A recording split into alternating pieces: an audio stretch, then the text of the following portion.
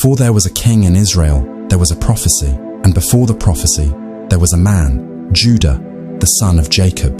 This is not just the story of a man, it is the story of royalty lost and restored, of pain, betrayal, and divine redemption. This is the story of Judah and the mystery of the scepter. Judah, fourth son of Jacob and Leah, not the eldest, not the strongest, but chosen. Among 12 brothers, Judah's story stands apart. He was not perfect, no, far from it, but within his bloodline burned a fire, a destiny.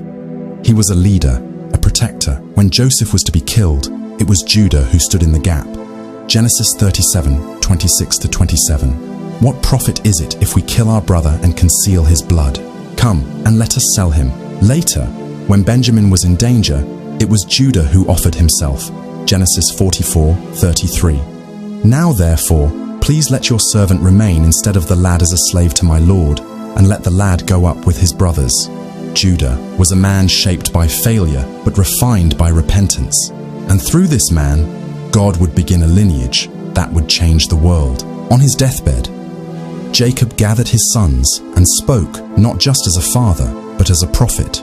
Over Judah, he declared, Genesis 49:8-10. Judah, you are he whom your brothers shall praise. The scepter shall not depart from Judah, nor a lawgiver from between his feet, until Shiloh comes, and to him shall be the obedience of the people. The scepter, the sign of kingship.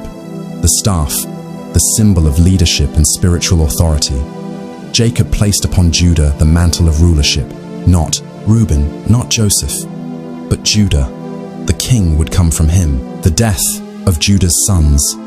A family shaken, but the path to kingship would not come without judgment. Judah's eldest son, was wicked, and the Lord struck him down. Genesis 38:7.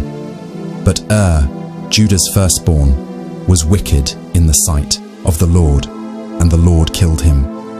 His second son, Onan, also sinned, refusing to fulfill his duty to Tamar. Genesis 38:9-10. And the thing which he did displeased the Lord, therefore he killed him also. Judah, fearing further loss, withheld his youngest son Shelah, breaking his promise to Tamar. After Judah's two sons, and Onan, died because of their wickedness, Genesis 38:7-10, Tamar was left in a vulnerable position. She was promised that Judah's third son, Shelah, would marry her to carry on the family line. But Judah didn't keep his word. Genesis 38:11. Remain a widow in your father's house till my son Shelah is grown. But Judah feared Shelah would die too, so he kept him away. Tamar waited and waited, and finally realized Judah had no intention of fulfilling the promise. Now watch this. Tamar could have stayed silent. She could have accepted rejection, but she knew something bigger was at stake. The lineage of Judah, the fulfillment of Jacob's prophecy, and the birth of the Messiah's bloodline. So she disguised herself as a prostitute and waited on the road to Timnah, where she knew Judah would pass by. Genesis 38:14-15. She covered herself with a veil and sat in an open place. When Judah saw her, he thought she was a harlot. Judah didn't recognize her, and when he asked to be with her, Tamar cleverly requested a pledge, something personal and powerful. Genesis 38:18. What pledge shall I give you? So she said, Your signet, your cord, and your staff that is in your hand. Here's what each item represented: the signet, seal, authority. It was like a signature or a royal ring. The cord, bracelet. Identity. It marked who he was. The staff, rulership. The symbol of leadership and inheritance. Judah agreed, and in doing so, he unknowingly handed Tamar the very symbols of his prophetic authority. The staff was not stolen in a malicious way. It was given, but under a veil. Tamar, in a very real and prophetic sense, took the staff from Judah's hand. She became pregnant by him and later gave birth to Perez and Zerah, continuing the bloodline of Judah. The staff was lost and hidden among the enemy. Here's where it gets deep. Tamar had been treated like an outsider, a forgotten woman. She took the symbols of Judah's rulership and disappeared. Judah's authority was lost, and he didn't even realize it. In this sense, Tamar taking the staff represents Israel's spiritual authority being lost, hidden, displaced, veiled, and passing into the hands of someone who had been rejected, misunderstood, and even wrongly judged. The Bible says, Genesis 38:23, "Let her take them for herself, lest we be shamed." Judah gave up the staff, and Tamar went back into hiding.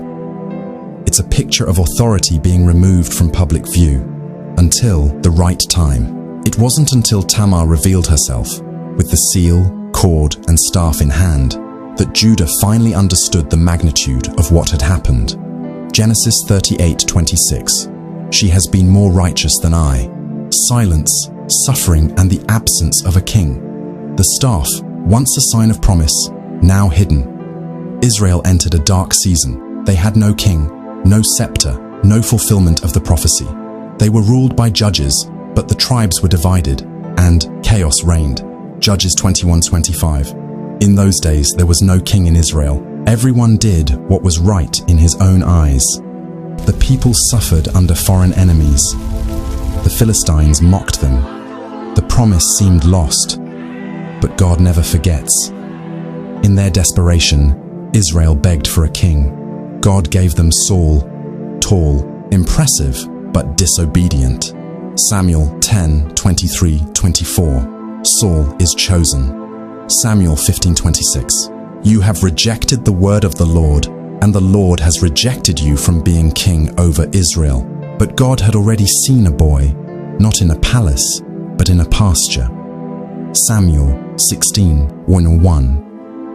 "Fill your horn with oil and go. I am sending you to Jesse the Bethlehemite, for I have provided myself a king among his sons." David, a son of Judah, a forgotten boy, remembered by heaven. David takes back the staff, royalty restored. Then came Goliath, the champion of the Philistines. David did not cower. He did not negotiate. He ran toward the giant with a sling and 5 stones.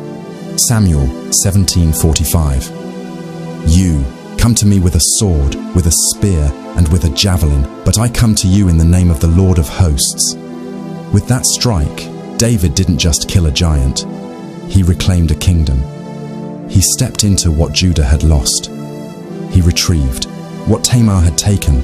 David, the true king from Judah, held the staff once more. From David came a line of kings. And from that line came the King of Kings. Matthew 1:1-2. The book of the genealogy of Jesus Christ, the son of David, the son of Abraham. Judah begot Perez by Tamar. Jesus, the Lion of the tribe of Judah. Revelation 5:5. Behold, the Lion of the tribe of Judah, the root of David, has prevailed. The scepter shall not depart from Judah, and it hasn't. It rests now in the hands of Christ forever. Genesis 49:10. The scepter shall not depart from Judah. It began with a promise and ends with a king. And maybe, just maybe, you're like Judah. Maybe you lost something precious.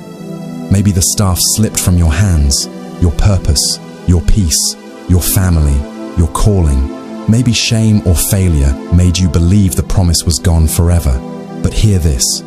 What was stolen, what was hidden, what was broken, Jesus Christ can restore it.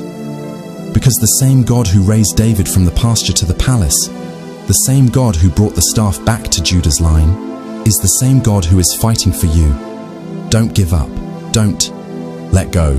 The scepter will not depart from Judah, and your promise will not die in the dark. Trust in the Lord Jesus Christ. He is the King of Kings, the restorer of all things, the redeemer of every broken story. What was stolen from your life, Christ will bring it back in His time, in His way, but He will do it. So stand, believe, and never stop hoping. If this message spoke to your soul, if the revelation stirred something deep inside you, then don't let it end here.